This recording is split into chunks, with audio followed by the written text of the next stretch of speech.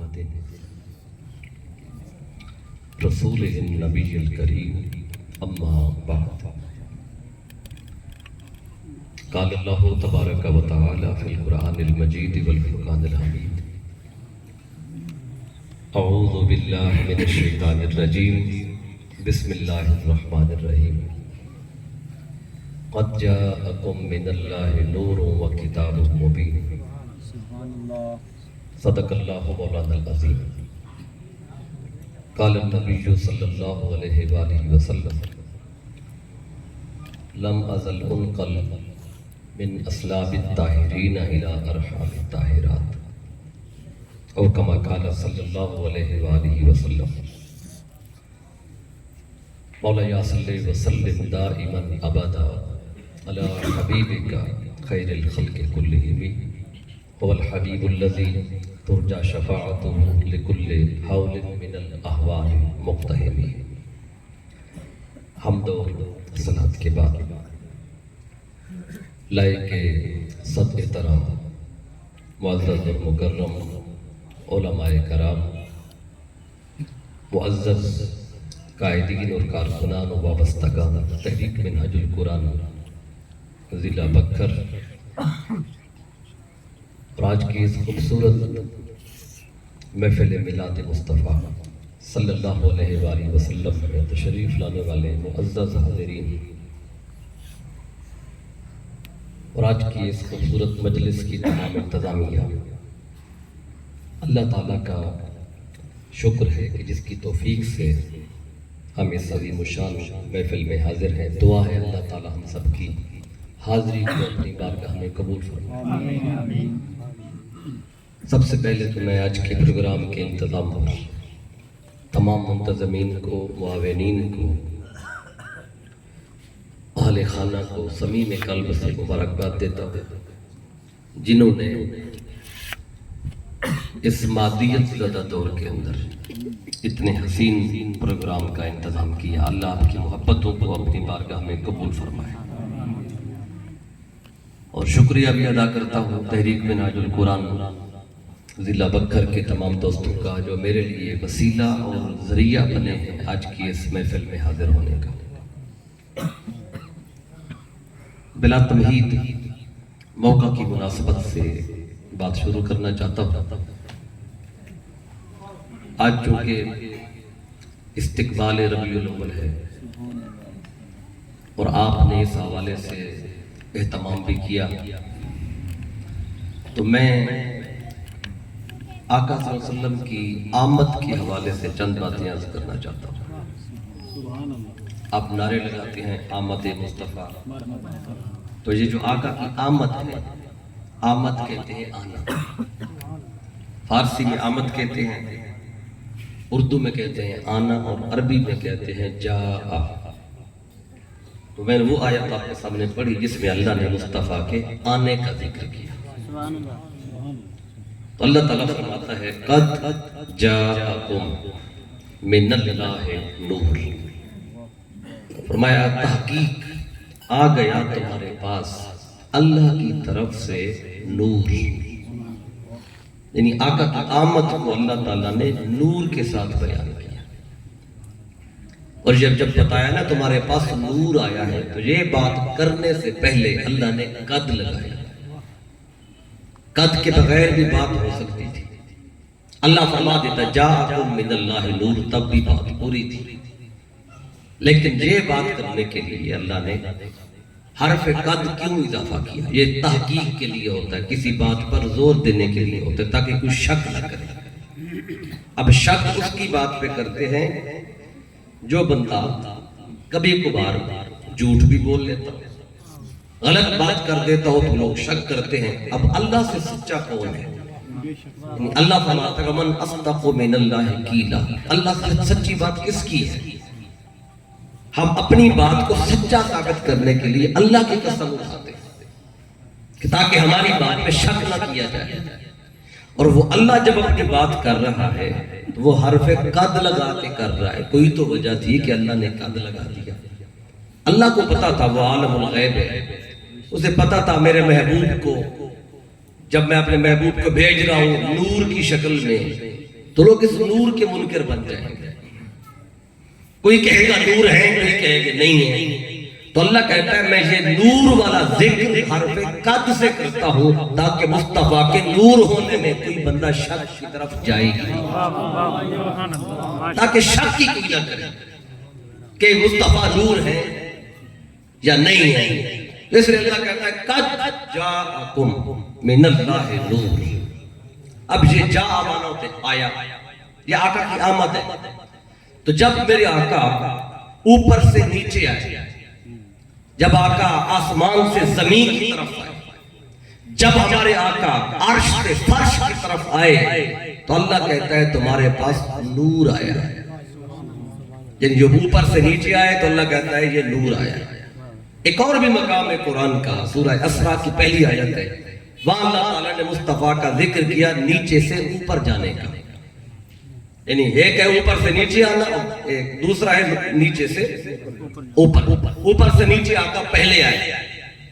اب جب نیچے آ چکے تو ایک رات اللہ نے مصطفیٰ کو نیچے سے اوپر پھر بلایا, وہ معراج کی رات ہے. جب میرے آقا پھر عرش کی طرف گئے, اللہ کے قرب میں گئے جہاں سے آئے تھے. اب جب اوپر بلایا اللہ نے اس کا ذکر بھی کیا. اللہ فرماتا ہے سبحان الذی اسریٰ بعبدہ لیلا, پاک ہے وہ ذات جس نے اپنے بندے کو سیر کرا. اب یہاں پر ہے اسریٰ بعبدہ, اسریٰ بنورہ ہی نہیں کہا, حالانکہ جب بھیجا تھا تو کہتا ہے یہ نور آ گیا ہے. جب اوپر بلایا تو اللہ فرما دیتا جس نور کو بھیجا تھا اس نور کو میں نے اوپر بلایا, جو اوپر لے گیا. جب اپنے پاس بلایا تو ٹائٹل تھا کہ بندہ آ رہا ہے. جب ہمارے پاس بھیجا تو ٹائٹل تھا نور آ رہا ہے. باری تعالیٰ ایک ہی بات کر, یا اپنے پاس بلاتے ہوئے کہ میرے پاس بھی نور آ رہا ہے, یا ہمارے پاس بھیجتے ہوئے فرما دے تمہارے پاس بھی بندہ آ رہا ہے. ادھر کہتا ہے نور بھیجا, اپنے پاس بلایا تو کہتا ہے بندہ آیا. بھائی تعالیٰ یہ ٹائٹل بدل کیوں گئے, جدا کیوں ہوئے؟ اللہ کہتا ہے یہ ٹائٹل بدلا اس لیے ہے کہ تم جب بھی مصطفیٰ کو دیکھو تم نور دیکھو, میں جب بھی دیکھوں گا مصطفیٰ کو اپنا بندہ دیکھوں. تم نے نہیں کہنا کہ بندہ آیا, تم نے نہیں کہنا کہ تمہارے جیسا آیا ہے. اللہ نے سارے قرآن میں ایک بار بھی نہیں کہا میں نے تمہارے پاس بندہ بھیجا یا تمہارے پاس تمہارے جیسا بشر بھیجا. اللہ کہتا ہے میں نے بھیجا ہے تو تمہارے پاس نور بھیجا ہے. اب اللہ نے ہمارے لیے ٹائٹل اور رکھا ہے, اپنے لیے اور رکھا ہے. وہ کہتا میں رب ہوں, میں جو بھی کہوں میری مرضی ہے, پر تم نے نور کہنا ہے. اس لیے بیچتے ہوئے کبھی فرمایا تمہارے پاس نور آ گیا, کبھی فرمایا تمہارے پاس برہان آ گئی, دلیل آ گئی. یا ایھا الناس, کبھی کہتا ہے قد جاءکم برہان من ربکم, تمہارے رب کی طرف سے تمہارے پاس برہان دلیل آئی ہے. تو اللہ تعالیٰ ان القابات کے ساتھ ذکر کرتا ہے جب مصطفیٰ کو بھیجتا ہے. اب یہ پہلی بات تھی جہاں سے عقیدے کی اخذ ہو رہی تھی. اب اگلی بات ہے اس کی طرف بڑھتے ہیں.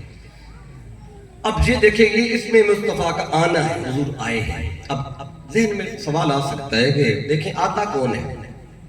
آتا وہی ہے جو پہلے کہیں پہ ہوتا ہے.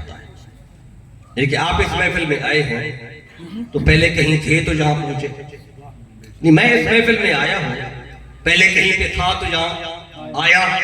تو آتا ہوا ہے جو پہلے کہیں کسی جگہ پہ ہوتا ہے. تو اس آیت کے تناظر میں تو آقا آئے ہیں, آنے سے پہلے کہاں تھے؟ آنے سے پہلے کہاں تھے؟ اچھا, ہر کوئی آتا ہے نا کہیں سے, تو آتا کہاں سے؟ ہر بندہ اپنے گھر سے ہی آتا ہے. آپ اپنے گھر سے آئے بیٹھے ہیں نا, تو گھروں سے آئے ہیں, تو آتا کہاں سے آئے؟ سادہ سی بات کر, تو اپنے گھر سے. تو آقا کا گھر کہاں ہے؟ اب کہاں سے آئے؟ اللہ خود بتاتا ہے قد جاءکم من اللہ, اللہ کی طرف سے آئے ہیں. مصطفیٰ اللہ کی طرف سے آئے ہیں. اچھا, اللہ کی طرف سے آئے ہیں, ٹھیک ہے, اللہ کے پاس تھے یا میرے آقا. تو اب دیکھیں کہ اللہ کے پاس آقا کب سے تھے. ابھی اسی میں اگلا سوال اٹھ رہا ہے نا, کہاں سے آئے؟ اللہ کی بارگاہ سے. اللہ کی بارگاہ میں کب سے تھے؟ ہم اللہ سے پوچھ لیتے ہیں مولا تیرے پاس مصطفیٰ کب سے؟ وہ خود جواب دیتے ہیں، وہ کہتے ہیں جب مصطفیٰ جب سے میرے پاس تھی نا، اور تم پوچھتے ہو کب سے تھے، اللہ کہتے ہیں تب سے تھے جب کب بھی نہیں تھا، کب بنا ہی نہیں تھا مصطفیٰ، تب سے۔ کب کیا ہوتا ہے؟ یہ وقت پوچھنے کے لیے۔ آپ سے کوئی پوچھے محفل میں کب آئے، آپ کے وقت بتائیں گے، کوئی کہے گا میں عصر کے ٹائم آیا، کوئی کہے گا میں 6 بجے آیا، کوئی کہے گا میں 6:30 بجے آیا۔ تو جب کہیں نا کب، کب کے بدلے میں پوچھا جاتا ہے وقت، تو بری تعالیٰ مصطفیٰ تیرے پاس کب سے تھے، وہ وقت تو بتا۔ اللہ کہتے ہیں وقت بنا ہی نہیں تھا مصطفیٰ، تب سے تھے۔ اچھا ہماری تعالیٰ ٹھیک ہے مان لیتے ہیں وقت ہی نہیں تھا، لیکن تھوڑا سا اندازہ تو بتا، ہم اندازہ لگانے والے لوگ ہیں، تو بھاری تو تھوڑا اندازہ ہو جائے مصطفیٰ تیرے پاس کب سے۔ اب 1-2 حدیثیں اس پہ کوٹ کر دیتا ہوں۔ ایک حدیث پاک جسے امام حلبی نے سیرت الحلبیہ میں بیان کیا، اور بھی کتب سیرت میں یہ حدیث پاک موجود ہے۔ حضرت جبریل امین علیہ السلام ایک دن میرے آقا خدمت میں بیٹھے ہوئے تھے، تو میرے آقا نے جبریل سے پوچھ لیا، یا جبریل کم عمرت من السنین، اے جبریل ذرا بتا تیری عمر کتنی ہے، جو کہ بڑا پرانا ہے نا، فرشتوں کا سردار ہے۔ آدم کے پاس بھی جبریل آتا رہا، نوح علیہ السلام کے پاس بھی جبریل آتا رہا، ہر پیغمبر کے پاس جبریل آیا، اس نے ہر پیغمبر کا دور دیکھا، ہر ایک کے پاس وحی لے کے آیا، تو عمر بڑی تھی اس کی، تو اس کو اپنی عمر پہ بڑا ناز بھی تھا۔ تو آقا نے پوچھا آج ذرا بتا تیری عمر کتنے سال ہے، یہ کیا کہتا ہے، عرض کیا آقا لست عالم، عمر میری اتنی زیادہ ہے کہ مجھے اپنی عمر کا ہی نہیں پتا، بے شمار بے حساب ہے، عمر کا کوئی اندازہ ہی نہیں ہے، کوئی پتہ ہی نہیں کتنے سال کا ہوں۔ آقا فرماتے ہیں ٹھیک ہے تو بڑا پرانا ہے، بس تھوڑا اندازہ تو بتا نا کب سے ہے۔ عرض کیا کا اندازہ بتا دیتا ہوں۔ فرمایا کون سا کیا اندازہ ہے؟ کہنے لگا لست عالم، عمر کا پتہ کوئی نہیں ہے، ان غیر فی الحجاب الراہ نجم یطلع فی کل 70 الف سنہ مرہ۔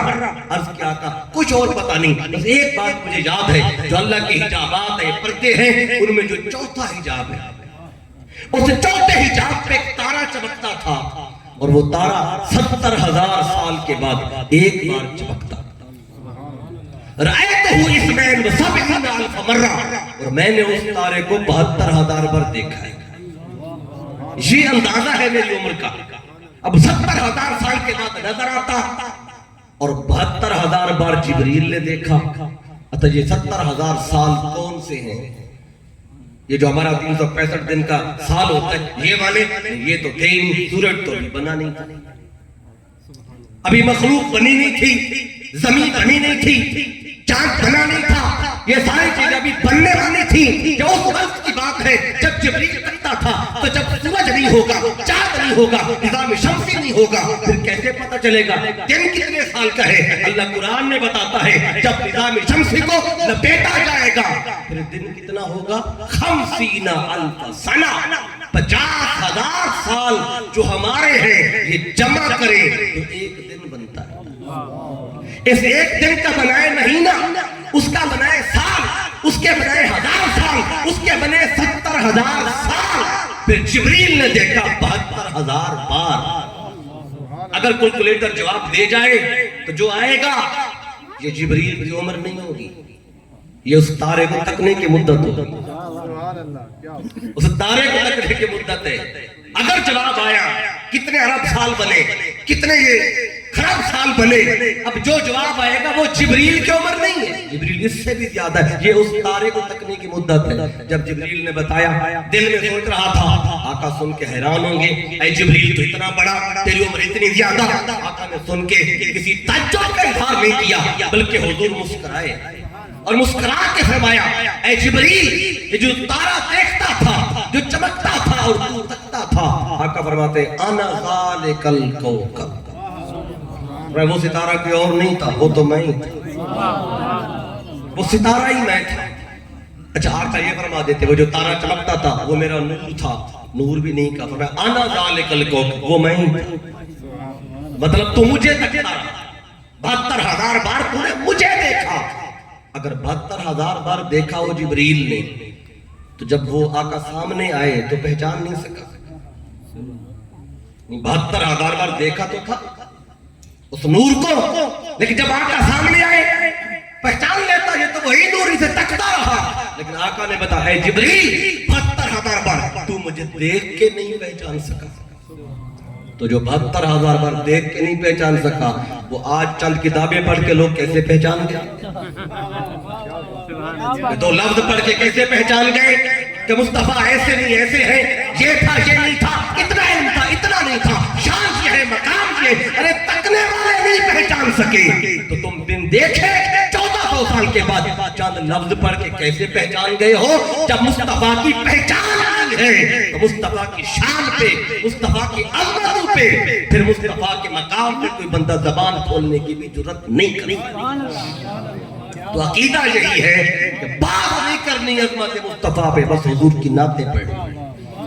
جو آ جاتے ہیں تولنے بیٹھ جاتے ہیں ترازو لے کے، علم اتنا تھا، نظر اتنی تھی، سماعت اتنی تھی، مقام اتنا تھا، ارے تکنے والوں کو نہیں پتا چل سکا مصطفیٰ کون ہے۔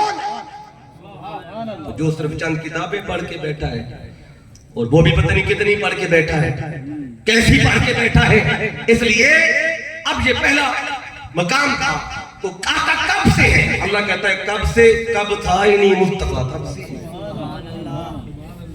اب آگے بڑھنا چاہتا ہے، اب آقا تشریف لے آئے، اللہ کہتا ہے قد جاءکم من اللہ نور، تحقیق آ گیا تمہارے پاس اللہ کی طرف سے نور۔ ایک بات میں نے اس میں یہ بتائی ہے، چونکہ ابھی آج آغاز ہو رہا ہے اس ماہ مبارک کا، تو اب یہ یکم صبح پہلا دن ہے، پھر چلتے چلتے 12 کا دن آئے گا، جلوس نکلیں گے، جھنڈے اٹھائیں گے، لوگ نعتیں پڑھیں گے، لنگر پکائیں گے، کھلائیں گے، اور کچھ لوگ کہیں گے بھی 12 ربیع الاول کو تو مصطفیٰ کا وصال ہوا ہے اور تم اس دن خوشی کر رہے۔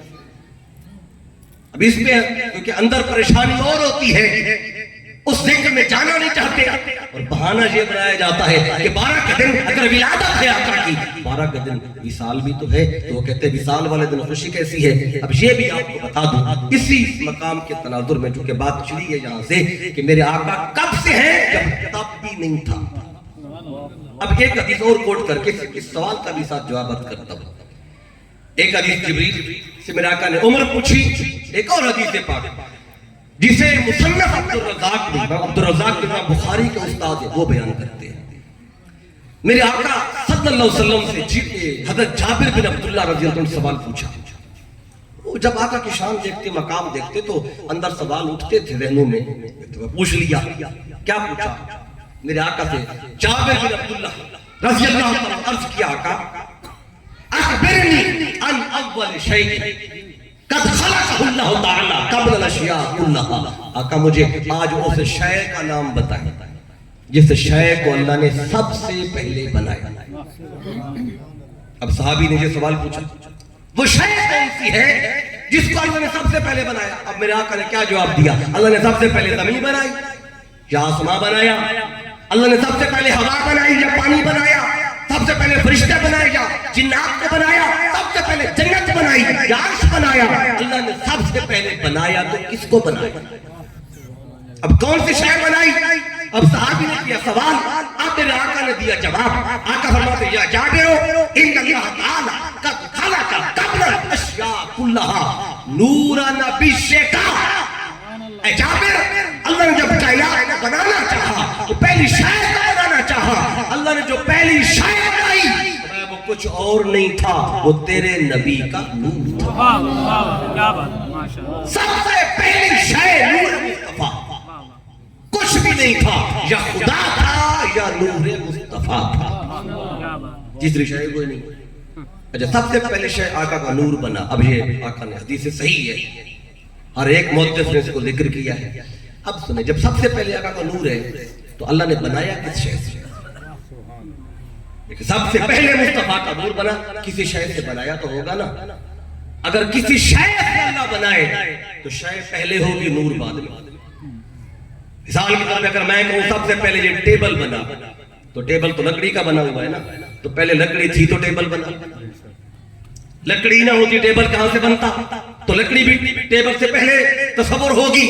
آقا کے نور کو اللہ نے سب سے پہلے بنایا، بنایا کس شے سے؟ جس شے سے بنایا وہ شے پہلے ہو جائے گی، مصطفیٰ سے اول ہو جائے گی۔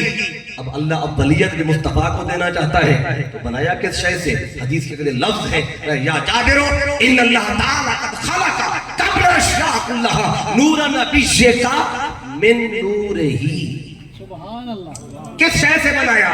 میں اپنے نور کے فیض سے بنایا، اللہ نے اپنے نور کے فیض سے بنایا، اپنے نور کے فیض سے۔ یہ اضافت تشریفی ہے، جیسے آدم علیہ السلام کے لیے اللہ فرماتا ہے وَنَفَخْتُ فِيهِ مِن رُوحِي، جب میں آدم کے پیکر میں اپنے روح پھونک دوں تو آدم کے پیکر میں روح خدا گئی، جب ادھر روح خدا داخل ہوئی تو شرک نہیں ہوا، تو مصطفیٰ میں جب نور خدا آیا تو جہاں بھی شرک نہیں ہو سکتا۔ یہ اضافت تشریفی ہے عزت دینے کے لیے۔ اب آقا کے نور کو سب سے پہلے بجائے وہ شے نہیں تھی جو مصطفیٰ کے نور سے پہلے۔ اب جو اعتراض کرتے ہیں کہتے ہیں یہ 12 کا دن تو وصال کا دن ہے، وفات کا دن ہے، 12 کے دن خوشی نہیں کرنی چاہیے۔ اب اس کا بھی جواب یہیں سے عرض کر دیتا ہوں۔ اب دیکھیں زندگی کیا ہے اور موت کیا ہے، ہمارا عقیدہ ہے آقا کی بارگاہ میں زندگی بھی آئی ہے، موت بھی آئی ہے، لیکن زندگی اور موت ہے کیا؟ جو کہتے ہیں 12 کے دن وفات ہے تو خوشی کیوں؟ اب ذرا دیکھ لیں وفات ہے کیا، یہ موت ہے کیا؟ اب اللہ قرآن مجید میں فرماتا ہے موت کے بارے میں، زندگی کے بارے میں۔ اللہ کہتا ہے سورہ ملک آیت نمبر 2 ہے الذی خلق الموت والحیات، اللہ وہ ہے جس نے موت کو پیدا کیا اور زندگی کو پیدا کیا۔ تو کیا پتہ چلا قرآن سے کہ زندگی بھی اللہ تعالیٰ کی ایک مخلوق ہے، موت بھی اللہ تعالیٰ کی ایک مخلوق ہے۔ جب زندگی بھی مخلوق ہے، موت بھی مخلوق ہے، تو دیکھتے ہیں سب سے پہلی مخلوق کون سی ہے؟ زندگی بھی مخلوق، موت بھی، اور جب سب سے پہلی مخلوق ڈھونڈے گے، وہ میں آپ کو پہلے میں حدیث سنا چکا، جب کوئی شے بنانا چاہیے اللہ نے وہ سب سے پہلے مصطفیٰ کا نور بنایا، تو مخلوق میں سب سے پہلے مصطفیٰ کا نور ہے۔ جب سب سے پہلے مصطفیٰ کا نور ہے تو پتہ چلا زندگی بھی نور مصطفیٰ سے بعد میں بنی، موت بھی نور مصطفیٰ کے بعد میں بنی، حیات بھی نور مصطفیٰ کے بعد، جنت بھی نور مصطفیٰ کے بعد، زمین و آسمان بھی نور مصطفیٰ کے بعد۔ جب زندگی اور موت نور مصطفیٰ کے بعد بنی ہے تو نور مصطفیٰ تو زندگی سے بھی پہلے تھا، آقا کا نور تو موت سے بھی پہلے تھا۔ جب اول مخلوق مصطفیٰ کا نور ہے تو زندگی بھی مخلوق ہے، موت بھی مخلوق ہے، اور اول مخلوق مصطفیٰ کا نور ہے۔ تو کیا پتہ چلا زندگی نہیں تھی، مصطفیٰ پہلے تھے، موت نہیں تھی، مصطفیٰ پہلے تھے۔ تو ذرا سوچیں جو زندگی سے پہلے زندہ ہو، سبحان اللہ، جو زندگی سے پہلے زندہ ہو، جو حیات سے پہلے حیات ہو، ان کی حیات میں لوگ بات کریں گے، ان کی زندگی میں لوگ بات کریں گے ارے زندگی نہیں تھی مصطفیٰ پہلے، موت نہیں تھی مصطفیٰ پہلے۔ تو جو پہلے آ جائے نا وہ بعد والوں کا محتاج نہیں ہوتا۔ باپ پہلے آتا ہے یا بیٹا؟ باپ اپنے ہونے میں بیٹے کا محتاج نہیں ہے، بیٹا اپنے ہونے میں باپ کا محتاج ہوتا ہے۔ جو پہلے آئے وہ باپ والے کا محتاج نہیں، نور مصطفیٰ پہلے، پانی بعد میں، تو آقا پانی کے محتاج نہیں، نور مصطفیٰ پہلے، ہوا بعد میں، تو آقا ہوا کے بھی محتاج نہیں، آقا کا نور پہلے، یہ زندگی بعد میں، تو آقا کا نور زندگی کا بھی محتاج نہیں، موت کا بھی محتاج نہیں۔ جب آقا زندگی اور موت کے محتاج ہی نہیں ہے تو زندگی آتی رہے جاتی رہے، موت آتی رہے جاتی رہے، مصطفیٰ کی ذات میں کون سا فرق پڑنا ہے؟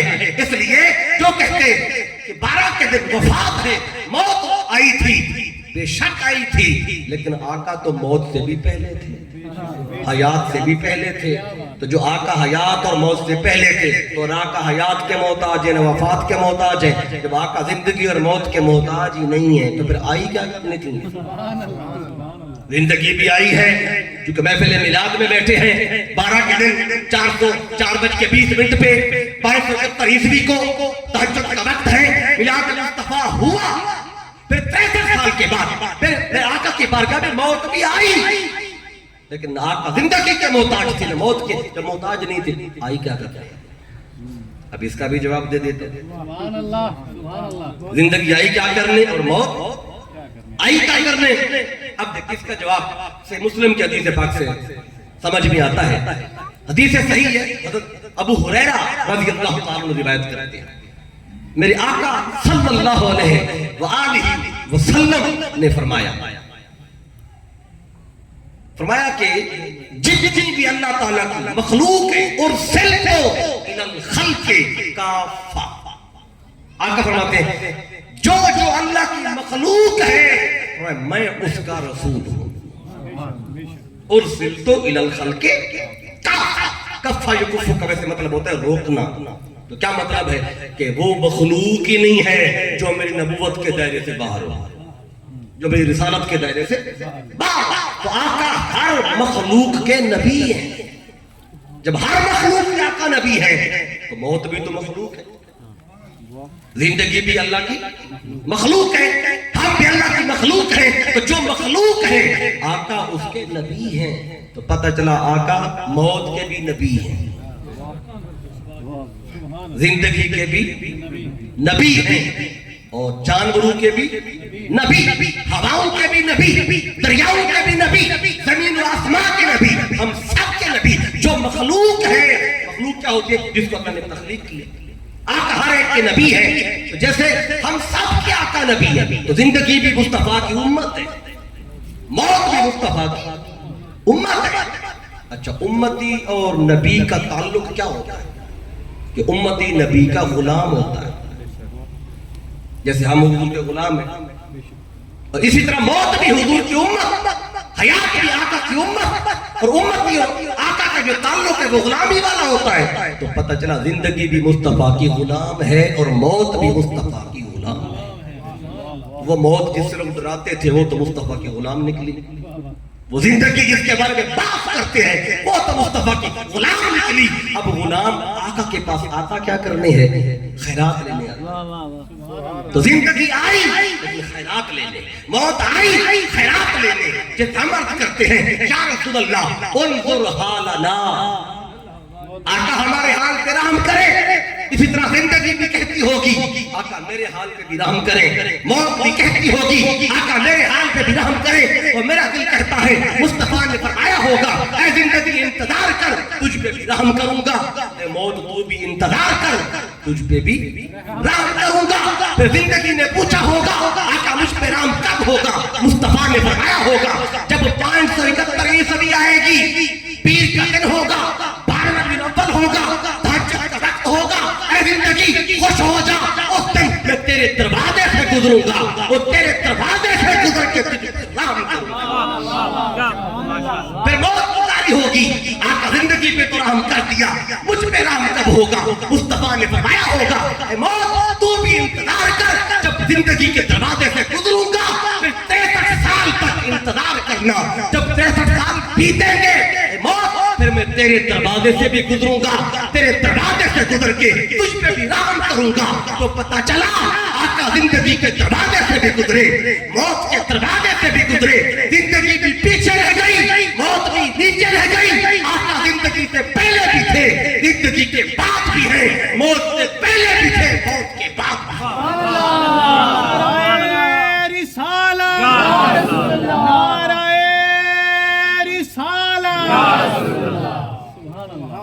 تو زندگی کیا شے ہے؟ مصطفیٰ کے آگے موت کیا شے ہے؟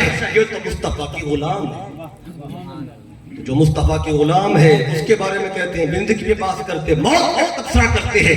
تو میں نے کہا اس آیت کے تناظر میں بتا دوں، اللہ کہتا ہے قد جاءکم من اللہ نور، تمہارے پاس اللہ کی طرف سے نور آ گیا۔ یہ نور کہاں سے تھا، کب سے تھا؟ میں نے اشارتاً بتایا، درج روایات اسی ٹاپک پر اور بھی ہیں، لیکن میں ان کو چھوڑ کے آگے بڑھنا چاہتا ہوں۔ اب آئیے طرف آگے، آقا نور ہیں، اب اس پہ کسی کا اختلاف نہیں ہے، کم و بیش 50 تفسیریں تو وہ ہیں جن کو ہم دیکھ کے آپ کو دکھا سکتے ہیں کہ ہر ایک نے مصطفیٰ کو نور لکھا ہے۔ کم از کم کے 50 تفسیریں ہیں جن مفسرین نے جہاں نور سے مراد حضور مراد لی ہے۔ آقا نور ہے، آگے جب نور کی اقسام پہ بات ہوتی ہے پھر اختلاف پیدا ہوتا ہے. نور کی موٹی موٹی 2 قسمیں ہیں اور زیادہ ڈیپ میں جائیں تو پھر 6 قسمیں بنتی ہیں. میں 2 موٹی قسمیں بتا دیتا ہوں تاکہ آپ کو یاد رہ جائے. نور ایک ہوتا ہے حسی نور اور ایک ہوتا ہے مانوی نور. اب حسی نور کیا ہوتا ہے, مانوی کیا ہوتا ہے, بڑے سادہ سی بات ہے. اگلی بات گفتگو زیادہ ہے, آسان ہے, یہ پہلا حصہ تھوڑا مشکل تھا. حسی نور کیا ہے اور مانوی نور کیا ہے؟ آقا نور ہے پر آگے اختلاف ہوتا ہے, حسی نور ہے یا مانوی, اس میں اختلاف پیدا ہوتا ہے. ہم آقا کو حسی نور بھی مانتے ہیں, مانوی نور بھی مانتے ہیں. چونکہ اللہ نے نور کو مطلق رکھا ہے, یہ نہیں کہا مصطفیٰ حسی نور ہے یا کہا مانوی نور ہے. اللہ کہتا ہے قد جاءکم من اللہ نور, اللہ نے مطلق رکھا ہے تو مطلق تو مقید نہیں کیا جا سکتا. اب آئیے, حسی نور حس احساس سے ہے, ایسا نور روشنی جو آنکھوں سے نظر آئے, وہ ہوتا ہے حسی نور. جیسے یہ بلب جل رہا ہے, اس کی روشنی نظر آ رہی ہے. سورج چمکتا ہے, اس کی روشنی نظر آتی ہے. جس کی روشنی نظر آئے, محسوس ہو آنکھوں سے, اسے کہتے ہیں حسی نور. مانوی نور وہ ہوتا ہے جو ہو تو نور اگر اس سے روشنی پیدا نہ ہو, معنی نور. اب دیکھیں قرآن مجید کے بارے میں اللہ فرماتا ہے قرآن نور ہے, وَأَنزَلْنَا إِلَيْكُمْ نُورًا مُبِينًا. اللہ کہتا ہے ہم نے تمہاری طرف بڑا واضح نور بھیجا. اللہ نے قرآن کو نور کہا, اور آپ بھی سمجھتے ہیں قرآن کیا ہے, نور ہے. اور نور کیسے کہتے ہیں, روشنی کو. جب قرآن نور ہے تو نور کہتے ہیں اجالا اور روشنی ہونا. تو آپ جب گھر جائیں نا تو اپنے آپ سب کے گھر میں قرآن تو ہوگا. جب قرآن کو کھولیں گے, بجلی نہ ہو یا لائٹ بند کر دیں, قرآن کھولیں, اجالا ہوتا ہے, روشنی ہوتی ہے. اگر ہو جاتی تو کتنا اچھا تھا, بجلی کے بلوں سے جان چھوٹ جاتی. ہر بندہ اپنے قرآن رکھتا اور روشنی ہو جاتی. لیکن قرآن کھولنے سے روشنی نہیں ہوتی, تو پھر کیا کہیں, قرآن نور نہیں ہے. نور تو ہے پر وہ نور نہیں جس سے روشنی نظر آئے, حسی نہیں ہے, مانوی نور. اب سمجھے, مانوی نور وہ ہوتا ہے ہو تو نور پر اس سے اجالا نہ ہو, اور حسی نور وہ ہوتا ہے کہ جس کے ہونے سے اجالا ہو جائے. تو ہمارا عقیدہ آقا حسی نور بھی ہے اور مانوی نور. اب کہہ کہ حسی نور سے مراد کیا ہے, جب آقا آئیں اندھیرے میں اجالا ہو جائے, اور ایسا ہوتا تھا. اب اس میں 2 باتیں آپ کو بات ہیں. پہلی روایت حضرت عائشہ صدیقہ ام المؤمنین رضی اللہ تعالیٰ عنہا آپ بیان کرتی ہے, کہتی ہے ایک دن میں اپنے حجرے میں بیٹھی تھی اور کام کر رہی تھی. خواتین کا پرانا طریقہ ہے سوئی دھاگے سے کپڑے پہ کام کرنا, اور دیواریں کچی ہوتی تھی. آج کل کی طرح جو سیمنٹ وغیرہ سسٹم تو نہیں تھا, نہیں پتھروں کے گھر تھے, کچے گھر ہوتے تھے.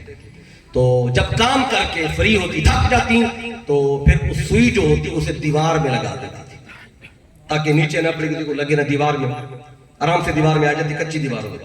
اور جب کام کرنا ہوتا پھر دیوار سے سوئی نکالی اور کام شروع کیا.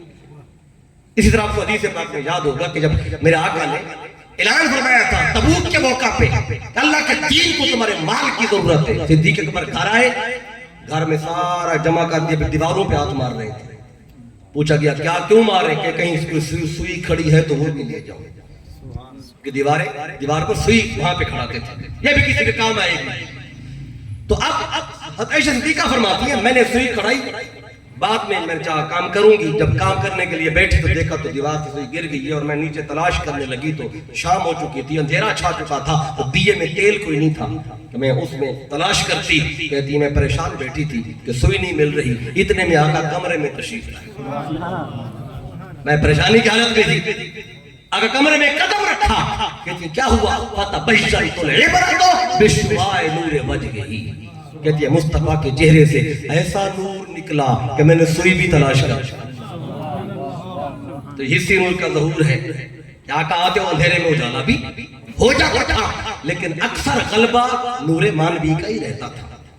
اکثر غلبہ نور مانوی کا, کبھی کبھی نور حسی کا ظہور ہو جاتا تھا. اب ایک روایت اور سن لیں. حضرت حلیمہ سعدیہ میرے آقا صلی اللہ علیہ وسلم کو جب لے آئے اپنے قبیلے میں, مکہ آئی تھی, اور یہ عرب کے اندر طریقہ تھا جب کہ بچہ پیدا ہوتا تو اسے 2 سال کے لیے, 3 سال کے لیے, 4 سال کے لیے وہ خواتین آتی تھی, وہ لے جاتی تھی اور پرورش کرتی تھی, اس کا معاوضہ لیتی تھی. تو حلیمہ صحابیہ آئی, اور یہ کتب تاریخ میں سیرت میں ملتا ہے کہ ان کا ایک حصہ جو تھا جسم کا ایک سے اس فالج زدہ تھی، بیمار تھی، کمزور تھی، اور سینے میں چھاتی میں دودھ کوئی نہیں تھا. ان کا اپنا بیٹا تھا، عبداللہ اس کا نام تھا، تو وہ دودھ پینے والا بچہ تھا. خود دودھ ان کی چھاتی میں دودھ تھا، اس لیے تو بچہ اٹھانے آئی تھی کہ جاؤں گی دودھ پلاؤں گی. یعنی دودھ حلیمہ کوئی بڑی عمر کی خاتون بھی نہیں تھی، کچھ سمجھے کہ بوڑھی تھی کہ بوڑھی خاتون بچے کو دودھ نہیں پلاتی، ہمیشہ جوان پلاتی. تو جوان تھی حلیمہ. جب آئی کمزور اتنی تھی، غربت اتنی تھی، گھر میں کھانے پینے کا کچھ نہیں تھا، بیمار تھی، فالج بھی تھا، ایک سائیڈ آپ کی مفلوج بھی تھی، اور چھاتی میں دودھ بھی نہیں تھا. تو جب آئی آقا کو اٹھایا اور جو ہی مصطفیٰ ان کے جسم سے ٹچ ہوئے ان کا فالج ختم ہو. اور جب اٹھا کے سینے سے لگایا تو کہتی ہے مجھے محسوس ہوا جیسے میری چھاتی دودھ سے بھر گئی. اور جب اٹھا کے باہر آئی تو ان کے خاوند کا نام تھا حارث. حارث سے کہتی ہیں حارث لوگ تو کہہ رہے تھے یہ یتیم ہے اس لیے کیوں نہیں آیا اس کو اٹھانے. ساری دائیاں اٹھا کے بچوں کے امیروں کے بچے لے کے چلی گئی تھی، پتہ چلا اس کا باپ نہیں ہے تو آئی کوئی نہیں، تو یتیم سمجھ کے اٹھانے گئی تھی. جب باہر نکلی تو حارث سے کہتی اے حارث میں آنکھوں سے دیکھ کے آئی ہوں، یہ یتیم نہیں یہ در یتیم. یہ در کہتے ہیں موتی، یتیم انوکھا نرالا، کہ یہ نرالا موتی ہمیں ملا ہے، عام بچہ نہیں ہے. اس لیے جانے سے پہلے میں چاہتی ہوں اسے کعبے کا طواف کرائیں. حلیمہ اٹھا کے آقا کو لے آئی کعبے کے پاس، حارث کے ساتھ ہے، دونوں میاں بیوی. جب قریب پہنچے تو چونکہ لات، منات، عزا، ہبل چار بڑے بت تھے کعبے کے ساتھ ہی تھے بڑے.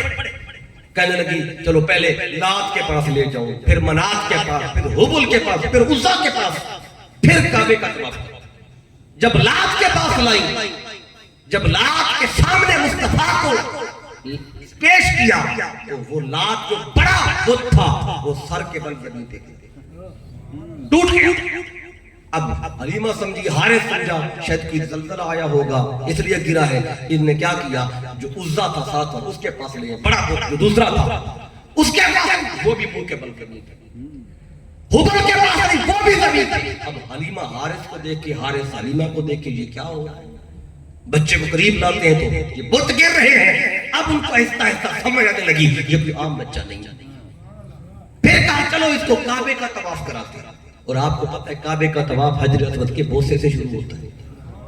تو حلیمہ نے قریب کیا، کہا دیا یا اس کو شفا میں لکھتے ہیں، قاضی ثناء اللہ پانی پتی تفسیر مظہری میں لکھتے ہیں. جب حلیمہ نے قریب کیا تو مصطفیٰ اس کو چوم لے حجر اسود کو، پھر میں طواف شروع کروں. جو ہی مصطفیٰ کو قریب کیا تو فخرج من مقامہ فقبلہ. قبل اس کے مصطفیٰ لب لگاتے، حلیمہ کہتی ہے میں نے آنکھوں سے دیکھا وہ پتھر کعبہ چھوڑ کے باہر اور اس نے آگے بڑھ کے مصطفیٰ کو چوم دیا. پتھر نے چوما. پتھر کو کس نے بتایا تھا کہ یہ مصطفیٰ ہے؟ کہ پتھروں کو بھی پتا ہے یہ کون ہے، جانوروں کو بھی پتا تھا یہ کون ہے. کہ حضرت آمنہ فرماتی ہے جب میلاد مصطفیٰ ہوا تھا ایک بادل آیا تھا اور بادل نے اپنے اندر مصطفیٰ کو غائب کر لیا، اور میں نے آواز سنی تھی جو کہنے والا کہہ رہا تھا اسے مشرق اور مغرب کی سیر کرو، اسے شمال اور جنوب کی سیر کراؤ، سمندروں کے اندر تہ تک لے جاؤ تاکہ سمندر کی مچھلیاں بھی دیکھ لیں یہ مصطفیٰ آ گئے، جانور بھی دیکھ لیں یہ مصطفیٰ ہے، درندے بھی دیکھ لیں یہ مصطفیٰ ہے. ہر ایک کو چونکہ مصطفیٰ کی زیارت کرائی گئی تھی اس لیے ساری دنیا جانتی تھی کہ مصطفیٰ یہ ہے. پتھر بھی جانتا تھا یہ آقا ہے. آگے بڑھ کے مصطفیٰ کا استقبال کیا. اور پھر اس کے بعد جب حلیمہ مصطفیٰ کو لے کے اپنی اس اونٹنی پہ روانہ ہوئی، کمزور تھی واقعی آپ کو پتہ ہے، وہ بھی توانا ہو گئی، وہ بھی سب سے تیز ہو گئی. جب گھر میں داخل ہوتی ہے، حلیمہ کے گھر میں ایک ہی بکری تھی بڑی کمزور، اس سے دودھ بھی مشکل سے کوئی پیالہ دودھ کا نہیں آتا تھا. تو جو ہی گھر میں قدم رکھا بکری کی نگاہ مصطفیٰ پہ پڑ گئی. تو چونکہ فرشتوں نے پہلے ساری دنیا کا طواف کرایا تھا آقا کو، بکریاں جانتی تھی یہ مصطفیٰ ہے. جو ہی مصطفیٰ کی نگاہ پڑتی ہے بکری کی، وہ بھی وجد میں آتی ہے، جھومتی ہے کہ میں کتنی خوش بخت ہوں کہ جس گھر میں میں کھڑی ہوں مصطفیٰ وہاں آ گئے. اب حلیمہ نے سب سے پہلے حارث سے کہا کہ یہ پیالہ لو دودھ کا، دودھ لے آؤ بکری سے. تو جو یہ قریب پہنچے بکری کے تنوں کو ہاتھ لگایا، وہ تو دودھ سے بھرے ہوئے تھے. 1 منٹ کے اندر وہ پیالہ بھر گیا. آواز دی حلیمہ دوسرا برتن لا. حلیمہ کہتی ہیں خیر تو ہے، پہلے تو 1 برتن کبھی نہیں بھرا تھا، تو آج کہہ رہے ہیں دوسرا برتن اتنی جلدی کہتے ہیں آج ذرا منظر تو دیکھ. دوسرا برتن لائے وہ بھر گیا، تیسرا لائی وہ بھر گیا. جو برتن تھے گھر میں چند 1 برتن تھے، غریب لوگ تھے، وہ سارے بھر گئے. کہا جاؤ محلے کے برتن، محلے کے لائے گئے، وہ دودھ سے بھر گئے. جب حلیمہ لینے جا رہی تھی، سوچ رہی تھی، جب اٹھایا نا مصطفیٰ کو لے کے آ رہی تھی، تو سوچ رہی تھی میں مصطفیٰ کو پالوں گی. کہ پہلے دن ہی مصطفیٰ نے آ کے بتا دیا ہے حلیمہ میں پلنے نہیں آیا، میں تو تمہیں پالنے آیا. وہ سارا سب کا پالنے آیا، سارا علاقہ مصطفیٰ پہ پلنے لگا، سارے محلے میں شہر میں دودھ عام ہو گیا. اب رات کا وقت ہوا. اب حلیمہ حارث کو دیکھ کے حارث حلیمہ کو کہ اس شہزادے کو لٹائیں کہاں، یہ تو بڑی عزتوں والا بچہ ہے. اور رات ہوئی، وہ گھر میں کوئی دیا کو نہیں ہے کہ اجالا ہو. اور حلیمہ کہتی ہے کیا دیکھا میں نے کہ جب اندھیرا ہونے لگا مصطفیٰ کے چہرے سے نور نکلنے لگا. جس کمرے میں کہتے لے جاتے کمرہ روشن ہو جاتا، اور نور کمرے سے بھی اوپر جاتا دکھائی دیتا تھا. اور اس کو قاضی ایاز نے اور پھر قاضی ثناء اللہ پانی پتی نے تفسیر مظہری میں لکھا ہے رات کا وقت تھا. اب میں آپ کو دوسری یہ دلیل دے رہا ہوں آگے کہ نور حسی ہونے کے. جب حلیمہ گھر لے آئی تو جس کمرے میں مصطفیٰ لیٹتے نور نکلتا تھا اور کمرہ گھر سے اوپر جاتا دکھائی دیتا تھا. ایک رات جب آقا تشریف لائے تو چند راتیں بیت چکی تھی، تو چودھریوں کی ایک بیوی رات کو اس کی آنکھ کھلی تو دوبارہ آنکھ نہیں لگی، تو وہ چھت پہ چڑھ گئی ٹہلنے کے لیے تاکہ وقت ذرا چل پھر کے گزار لوں. چھت کے اوپر چڑھی، ارد گرد کا ماحول دیکھا. کیا دیکھتی ہے؟ رات کا آخری پہر ہے، ہر کوئی سو رہا ہے، اندھیرا ہے، ایک گھر سے نور نکل رہا ہے. تو حیران ہو گئی اس پہر میں کون جاگ رہا ہے؟ چراغ جل رہا ہے اور روشنی بھی اتنی تیز ہے کہ اونچی آسمان کی طرف جا رہی ہے. اس کا تعجب اور بڑھ گیا، حیران کی اور بڑھ گئی. یہ کون ہے؟ کہنے لگی ہم تو چودھری لوگ ہیں، ہمارے پاس مال و اسباب سب سے زیادہ، لیکن رات کو سوتے ہوئے چراغ تو ہم بھی بجھا کے سوتے ہیں. یہ کون ہے جس کا چراغ ساری رات جل رہا ہے؟ پھر اس نے تھوڑا سا غور کیا چودھری کی بیوی نے. اس نے دیکھا تو غور کیا تو یہ حلیمہ کا گھر ہے، اور حلیمہ علاقے غریب عورت ہے.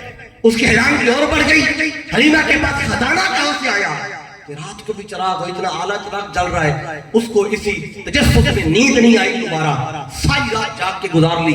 صبح ہوئی، 2-4 چودھریوں کی بیویوں کو اور جمع کیا. کہا کہ میں نے رات یہ منظر دیکھا، اور چل کے پوچھتی ہے حلیمہ سے یہ کیا ماجرا ہے. ان سے کہا میں نے رات منظر دیکھا ہے. وہ کہنے لگی تو نے رات دیکھا؟ ہم ہر رات سے دیکھ رہے ہیں، ہر رات کے منظر دیکھتی ہیں.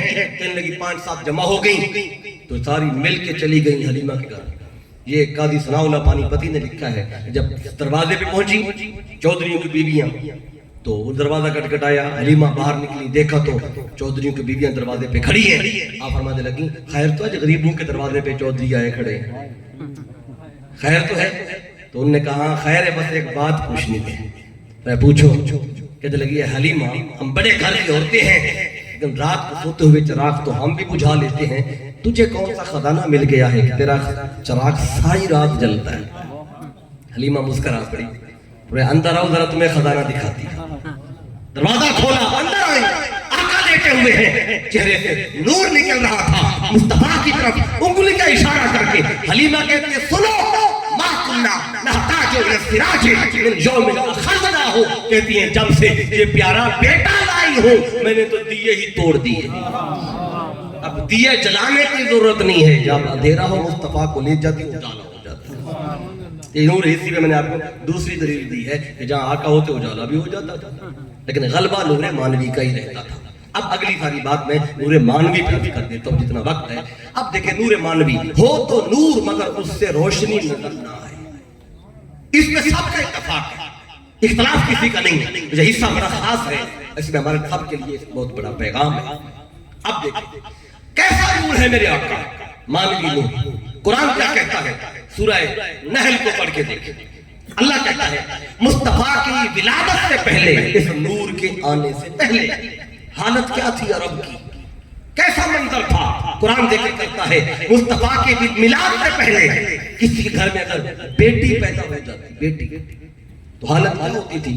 جس گھر میں بیٹی پیدا ہوتی وہ لوگ اسے منہ چھپاتا تھا، برادری کا منہ چھپاتا تھا کہ برادری کو منہ کیا دکھاؤں گا، میرے گھر میں بیٹی آئی ہے. اور پھر وہ کیا کرتا تھا؟ اپنی بیٹی کو زندہ درگور کرتا تھا، مار ڈالتا تھا.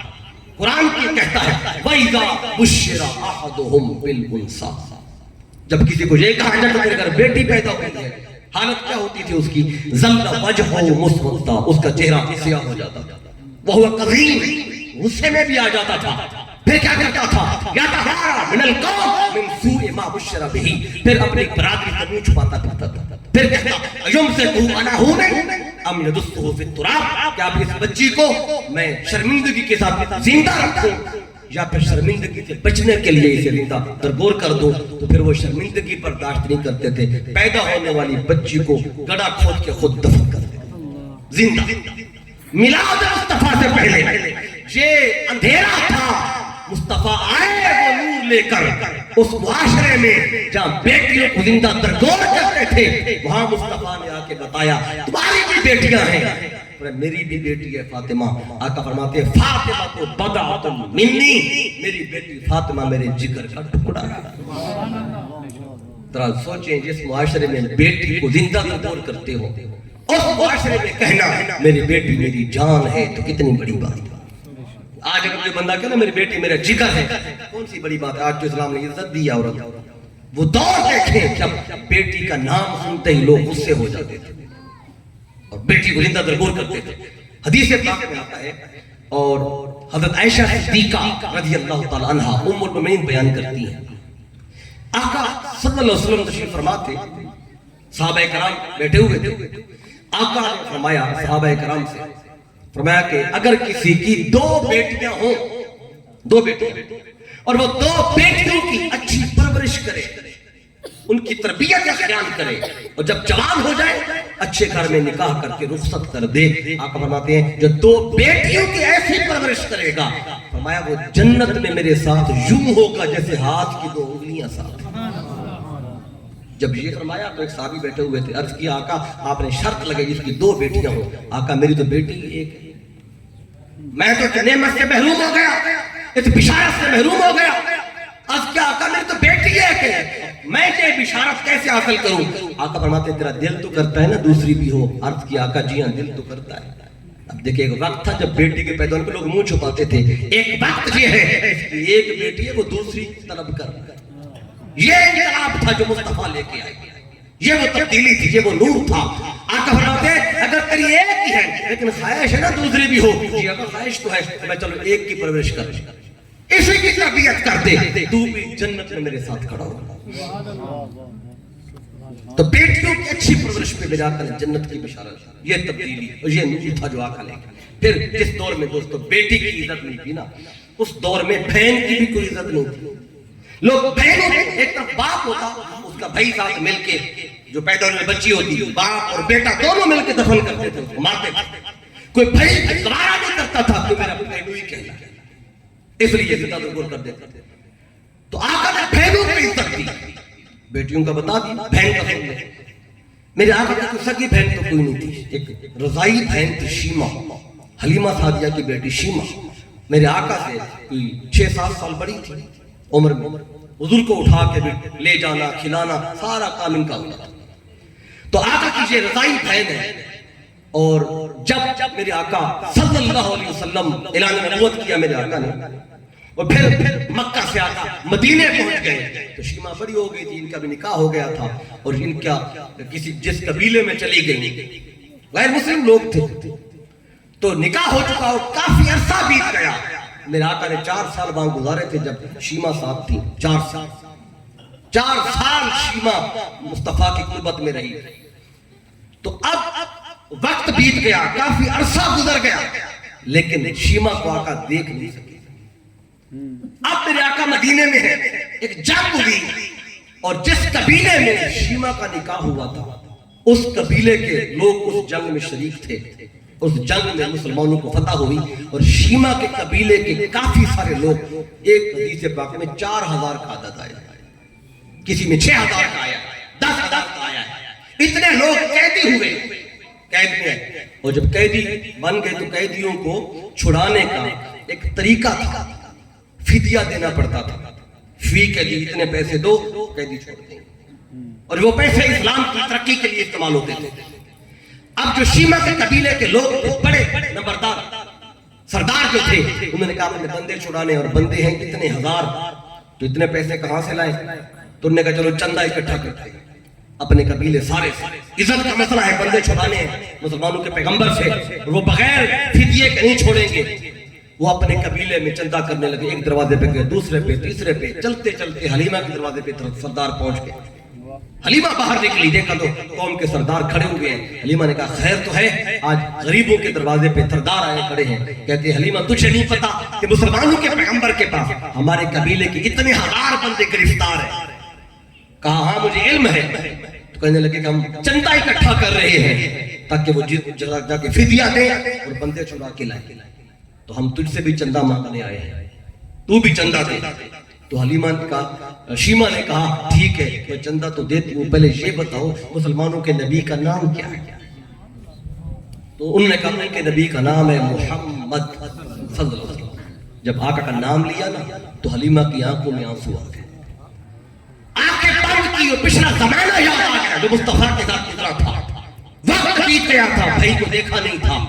جب آنکھوں سے آنسو نکلے سردار کہنے لگے اے حلیمہ خیر ہے، شیما خیر ہے کہ آنکھوں سے آنسو آ رہے ہیں؟ تو شیما کہنے لگی اگر وہ محمد ہے نا تو پھر چندے ختم ہو، پھر چندے چھوڑ دو۔ وہ کہنے لگے سارے پیسے تو دے گی؟ شیما نے کہا میں تو غریب عورت ہوں، میں کہاں سے دوں گی؟ تو کہنے لگے ان کا پیغمبر اصول کا بڑا سخت ہے، اگر ہم نے پیسے نہ دیے تو وہ بندے کبھی نہیں چھوڑے گا۔ تو کہنے لگی چلو میرے ساتھ، میں تمہیں ایسے بندے چھڑا کے دکھاتی ہوں۔ کہنے لگے کیسے چھڑاؤ گی؟ میں تجھے نہیں پتا، تمہیں نہیں پتا، وہ تو میرا بھائی ہے۔ نہیں بھائی پہ بہن کو اتنا فخر ہوتا ہے، اتنا یقین ہوتا ہے، کہا چلو ابھی چھڑوا کے دکھاتی ہوں۔ انہوں نے کہا اچھا، چل پڑے۔ شیما آگے آگے، یہ سردار 4-5 جو تھے قوم کے، یہ پیچھے پیچھے ایسے وہ حضور کی یاد میں ایسے جان جیسے ہوا میں بندہ تیرتا جاتا ہے، اڑتا جاتا ہے، تیزی سے جا رہی تھی تاکہ جا کے اپنے بھائی کا دیدار کرے۔ سردار پیچھے بھاگتے ہوئے آ رہے ہیں، چلتے چلتے شہر مدینہ آیا، اور اب ادب کی آیتیں قرآن میں اتر چکی تھیں، کوئی بھی اذن مصطفیٰ کے بغیر آقا کی ملاقات نہیں کر سکتا تھا، گلی میں نہیں جا سکتا تھا۔ باہر صحابی کھڑے تھے تلواریں اٹھا کے راستہ بند کر کے۔ جب شیما قریب پہنچی تو ان نے تلواریں آگے کی، ایسے 2 تلواریں، راستہ روکا اور دور سے دیکھا تھا شیما کو دوڑتے ہوئے آ رہی تھی۔ کہنے لگے صحابی کہنے لگے یہ کون ہے پاگل عورت، اجنبی عورت جسے پتہ ہی نہیں مدینے میں چلنا کیسے، یہ دوڑتی ہوئی آ رہی ہے، آداب نہیں آنے کے۔ جب شیما قریب پہنچی تلواروں کے راستہ روکا، اے پاگل اور مجنون عورت کہاں جا رہی ہے؟ تو شیما نے اپنے دونوں ہاتھوں سے دونوں تلواروں کو پیچھے کھینچا اور تلواریں پیچھے کر کے انہیں کہتی ہے خلو سبیلی، چھوڑ دو میرا راستہ، وَعْلَمُوا اَنَا أُخْتُ نَبِيِّكُمْ، ارے تمہیں پتہ نہیں میں تو تمہارے نبی کی بہن ہوں۔ جب شیما نے کہا نا میں تمہارے نبی کی بہن ہوں، تو بہن کا مقام آقا نے غلاموں کو بتایا، بہن کی عزت کیا ہے، بہن کا مقام کیا ہے۔ آج صحابیوں کو پتہ چلا یہ مصطفیٰ کی بہن آئی ہے، تلواریں خم ہو گئیں، تلوار کے ساتھ سر بھی خم ہو گئے، سر جھکا کے کھڑے ہو گئے، اور پیچھے سے سرداروں نے منظر دیکھا، تلواریں بھی خم ہیں، سر بھی خم ہیں، شیما جا رہی ہے، حیران تھے یہ شیما ہے کون جس کی اتنی بڑی عزت ہے، اتنا بڑا مقام ہے۔ جب شیما آ گئی سردار پیچھے تھے، ان کو پتہ یہ بھی اس کے ساتھ آ رہے ہیں، وہ بھی گزر کے آگے آ گئے۔ شیما نے مسجد نبی میں قدم رکھا، کیا دیکھا آقا تشریف فرمائے، صحابہ کرام بیٹھے ہیں، جو ہی مصطفیٰ کی نگاہ اپنی بہن پہ پڑی، میرے آقا بہن کے ادب میں کھڑے،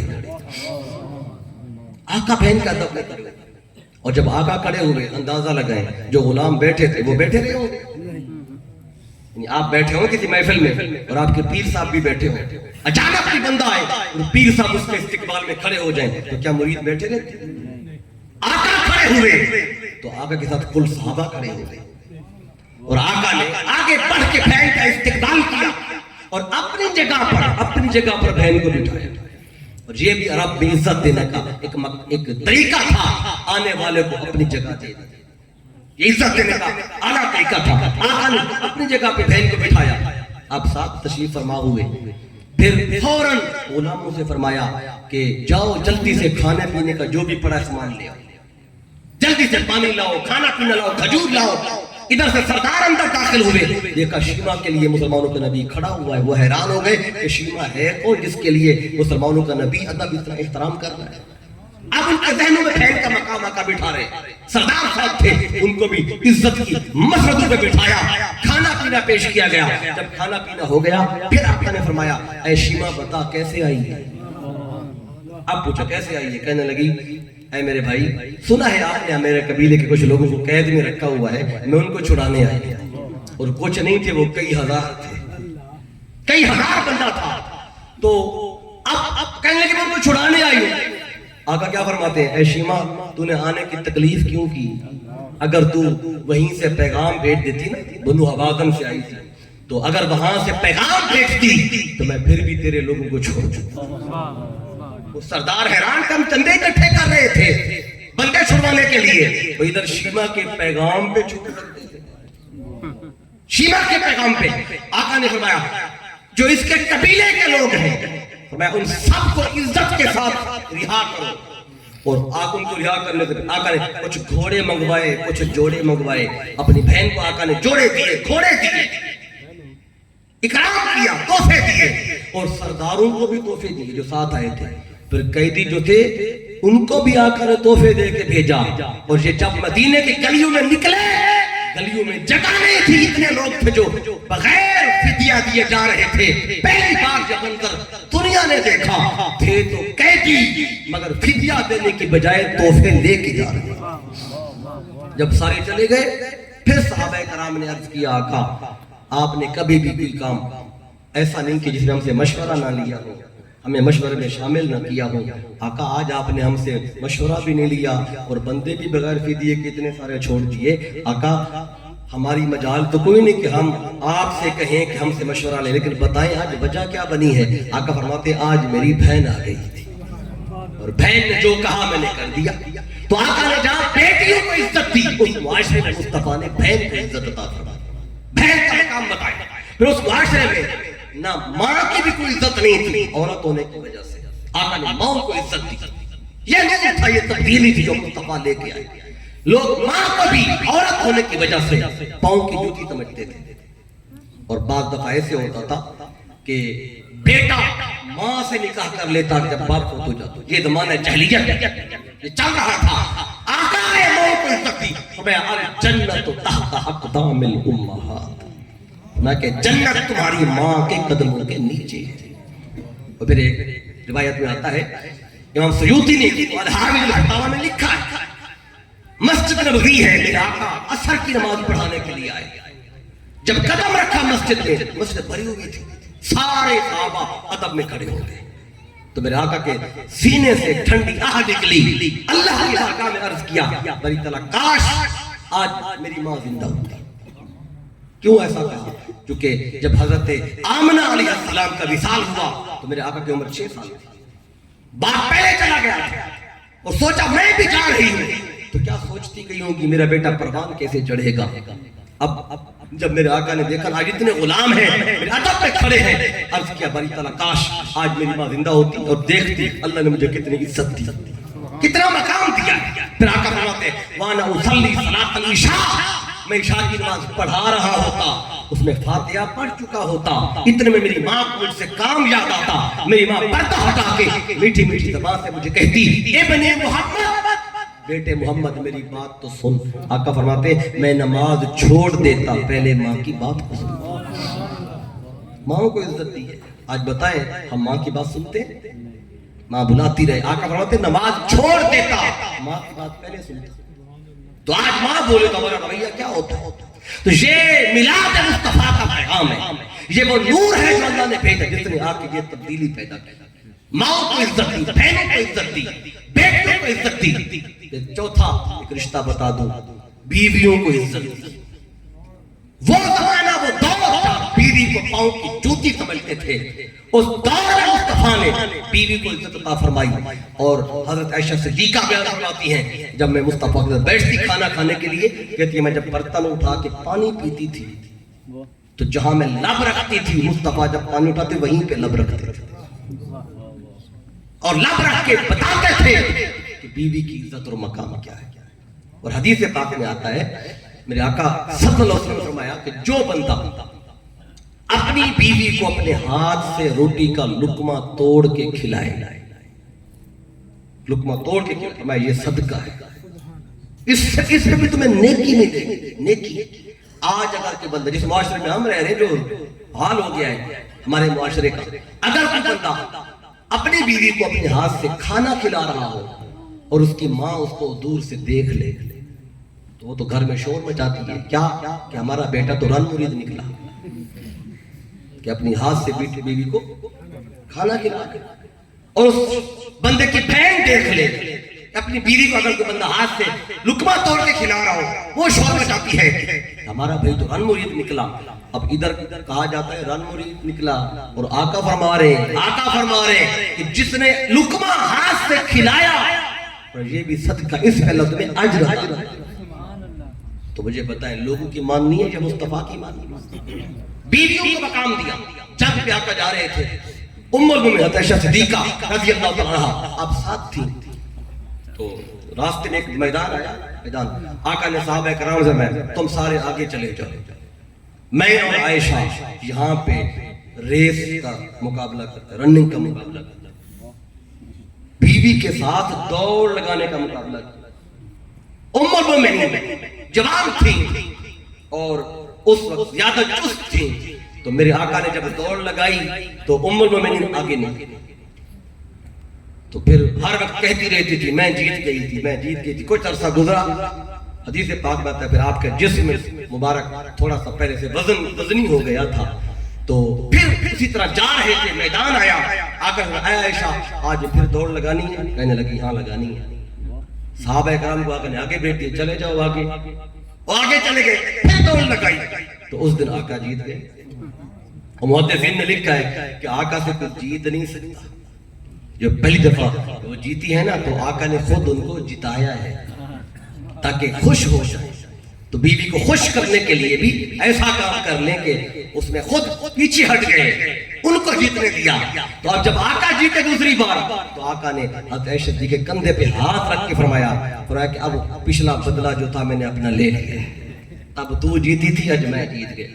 بیویوں کو عزت دی، یہ مقام دیا، یہ معاشرہ آقا نے تشکیل دیا. یہ ریاست مدینہ ہے جس کا رول ماڈل جو آپ کو بتا رہا تھا. اب آگے میں نے 4 رشتے بتا دیا، ایک دور بتا کے پھر بات ختم کرتا ہوں. میرے آقا نے اس دور میں غلاموں کو عزت دی، ان کو عزت دی جن کی بات سنتا کوئی نہیں، یتیموں کو عزت دی. یتیموں کو آج یتیم کے دوستی کو نہیں لگاتا، یتیم کے ساتھ بیٹھتا کوئی نہیں. کیوں؟ اس کے پاس مال نہیں ہے، اسباب نہیں، جائیداد نہیں. بندہ دوستی ان سے لگاتا ہے جن کے پاس پیسہ زیادہ ہے، جن کے پاس رہن سہن اچھا ہو. جن کا آقا نے یتیموں کو عزت دی. حدیث پاک بڑی مشہور ہے، فرمایا انا وکافر الیتیم فی الجنۃ ھکذا. جس نے یتیم کی کفالت کی فرمایا وہ میرے ساتھ جنت میں یوں ہوں کہ جیسے ہاتھ کی 2 انگلیاں ساتھ. حدیث پاک رپورٹ کرنا چاہتا ہوں، بڑی اس میں پیغام ہے ہمارے لیے. حدیث پاک میں ایک شخص کا بیٹا گم ہو گیا، اکلوتا تھا، گم ہو گیا. ڈھونڈتا رہا سارا دن، بیٹا ملا کہیں نہیں. بیوی اسی گھر میں روتی رہی، وہ باہر ڈھونڈتا پھرتا ہے. دن گزرنے لگا، شام ہونے لگی. جب ڈھونڈ کے تھک گیا مصطفیٰ کی بارگاہ میں آ گیا. صحابہ کرام بھی بیٹھے تھے. عرض کیا آقا بیٹا نہیں مل رہا، کافی دیر ہو گئی ہے، ڈھونڈ رہا ہوں. اور ماں اس کے گھر میں پریشان ہے، اکلوتا ہے ہمارا. آقا دعا فرما دے ہمارا بیٹا مل جائے. تو ابھی یہ اس نے کہا ہی تھا، ایک صحابی پاس بیٹھے تھے. عرض کیا آقا اس کے بیٹے کو میں نے ابھی فلاں باغ میں دیکھا، بچوں کے ساتھ کھیل رہا تھا. تو جب سنا نا میرا بیٹا فلاں باغ میں ہے تو یہ جلدی سے دوڑ پڑا واپس کہ جلدی جاؤں اور بیٹے کو وہاں سے لے لوں کہ پھر نہ گم ہو جائے. جب بھاگا آقا نے پیچھے سے آواز دی کہ رکو، لیکن یہ جلدی میں نکلا. صحابہ کرام کو جاؤ اس کو پکڑ کے واپس لاؤ. صحابی دوڑ کے گئے، واپس لے آئے. آقا فرماتے بیٹے سے ملنے کی بڑی جلدی ہے. جی آقا بہت جلدی ہے کیونکہ اکلوتا ہے اور صبح سے ڈھونڈ رہے نہیں مل رہا، پھر نہ غائب نہ ہو جائے، گم نہ ہو جائے. آقا فرماتے ٹھیک ہے تیرا بیٹا ہے تجھے مل جائے گا، لے لینا جا کے، لیکن ایک بات کا خیال کر. عرض کیا آقا کیا؟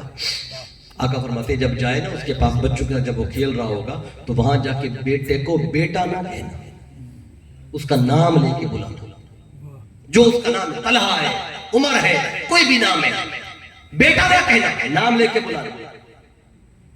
تو عرض کیا کہ ٹھیک ہے نام لے کے بلاؤں گا، بیٹا نہیں کہوں گا، لیکن بتائیں اس کی حکمت کیا ہے؟ بیٹے کو میرا بیٹا کیوں نہ کہوں؟ تو میں تو جا کے محبت میں بیٹے کو بیٹا کہہ دے گا اور پیار بھی شروع کر دے گا، بیٹے کو چومے گا، اٹھائے گا، سینے سے لگائے گا۔ اگر ان بچوں میں کوئی یتیم بیٹھا ہوا تو اس کے دل پہ کیا بیتے گی؟ وہ یتیم بھی کہے گا کاش میرا بھی کوئی باپ ہو، مجھے بھی کوئی بیٹا کہے، مجھے بھی کوئی پیار کرے۔ تو آقا نے بتایا یتیم کے سامنے بیٹے کو بھی بیٹا مت کہو، بیوہ کے سامنے بیوی سے پیار مت کرو، اور غریب کے سامنے دولت کی نمائش مت کرو۔ یہ مصطفیٰ کا پیغام ہے۔ اور آج میرے سارے کام کرتے ہیں، غریبوں کے سامنے دولت کی نمائش، آقا نے اس سے منع ہے۔ بیویوں کو عزت دی، غلاموں کو عزت دی، میرے آپ یتیموں کو عزت دی۔ آخری بات اس کو بتاؤں، جن کی سنتا کوئی نہیں تھا معاشرے میں، آقا نے ان کو عزت عطا فرمائی۔ آقا مسجد نبی کے اندر بیٹھے ہوئے اور عمر بن خطاب رضی اللہ تعالیٰ عنہ بیان کرتے ہیں، کہتے اتنے میں ہم بیٹھے تھے، دن کا وقت تھا، صبح کے بعد جو چاشت کے بعد کا وقت ہوتا ہے، زور سے پہلے کا 3 4 5 گھنٹے جو ہوتے ہیں، بڑا ٹائم ہوتا ہے، اس میں صحابہ کرام بیٹھے تھے، آقا ان سے گفتگو فرما رہے تھے، ہنسی مذاق ہو رہی تھی، آقا مسکرا رہے تھے، وہ مسکرا رہے تھے، بڑا ماحول تھا۔ اتنے میں عمر بن خطاب کہتے ہیں ایک خاتون آئی مدینے کی جس کے بارے میں مشہور تھا کہ یہ پاگل ہے، ذہنی توازن ٹھیک نہیں تھا اس کا۔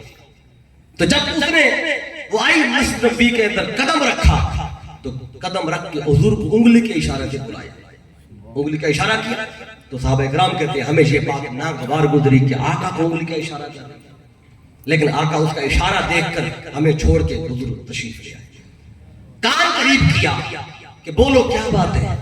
تو وہ خاتون کہنے لگی یہاں بات نہیں کرنی، میں نے کھلے صحن میں باتیں کرنی۔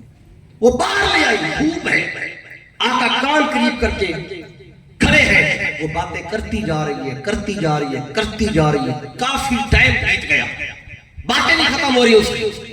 جب ساری باتیں کر لی اور پھر جب جانے لگی، عمر بن خطاب ادھر آ گئے، عرض کیا آقا آپ نے اس خاتون کو اتنا ٹائم دیا، اتنا ٹائم دیا، اتنی باتیں سنی؟ آقا فرماتے کیوں ایسا کیوں کہہ رہے ہو؟ کہنے لگے آقا پورا مدینہ جانتا ہے یہ پاگل عورت، اس کا عقلی توازن ٹھیک نہیں ہے، وہ سارے مدینے میں اس کی سنتا ہی کوئی نہیں ہے، تو آپ نے اس کو اتنا سنا؟ آقا فرماتے اے عمر ذرا سوچ، سارا مدینہ اس کی نہیں سنتا، مصطفیٰ بھی نہیں سنے گا تو کہاں جائے گی؟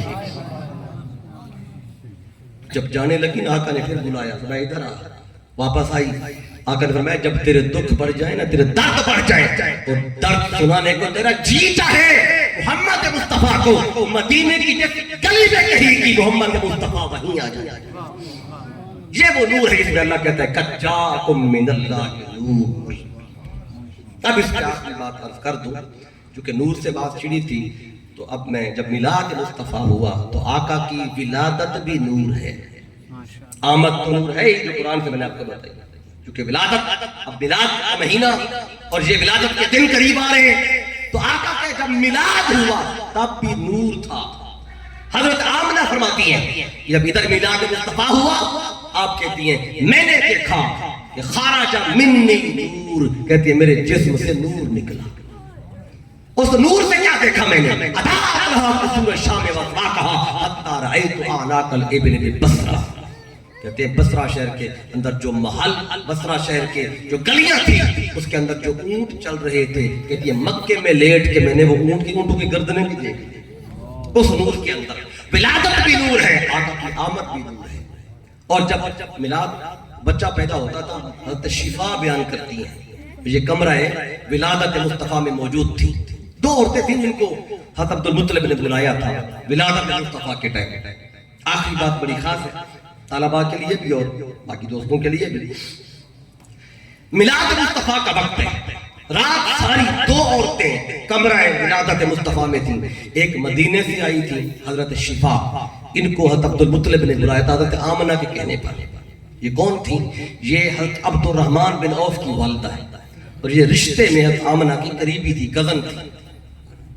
انہوں نے کہا تھا جب ولادت کرتا ہے بچے کا تو میری کزن گھر کی ایک خاتون مدینے سے، جو کہ آمنہ کا تعلق مدینے سے تھا، بنو زہرہ قبیلہ، ان کے اس قبیلے کے سردار حضرت وہب ان کی بیٹی ہے حضرت آمنہ، یعنی مصطفیٰ کی والدہ مدینے کے سردار کی بیٹی ہے، اور مصطفیٰ کے والد حضرت عبداللہ یہ مکے کے سردار کی بیٹی ہے، یعنی کہ والدہ مدینے کے سردار کی بیٹی، والد مکے کے سردار کے بیٹے حضرت عبداللہ۔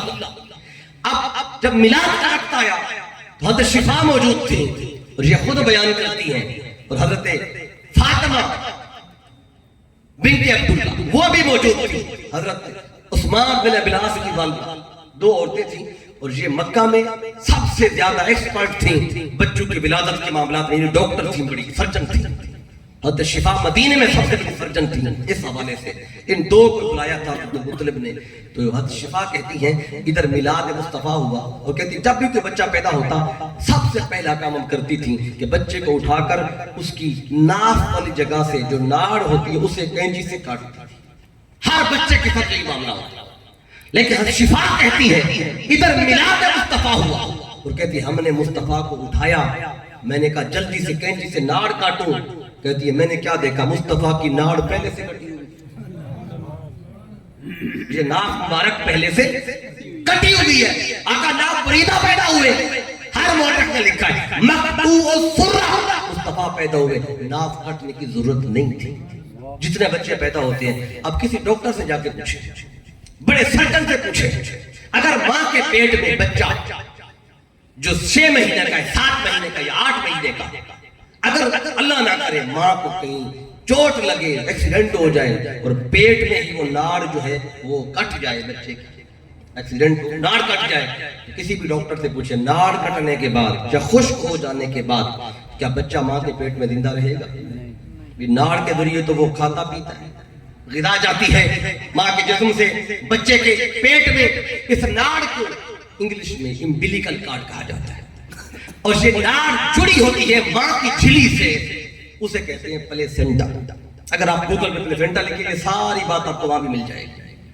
اس جھلی سے یہ ناڑ جڑی ہوتی ہے، یہ وہاں سے پانی لیتی ہے، وہ جتنا بھی 4 اربع عناصر ہیں جن سے بچے کا ویٹ بڑھتا اور بنتا ہے، یہ جھلی سے یہ ناڑ کے ذریعے بچے کے جسم میں جاتی ہیں اور ویٹ بڑھتا جاتا ہے، بنتا جاتا ہے۔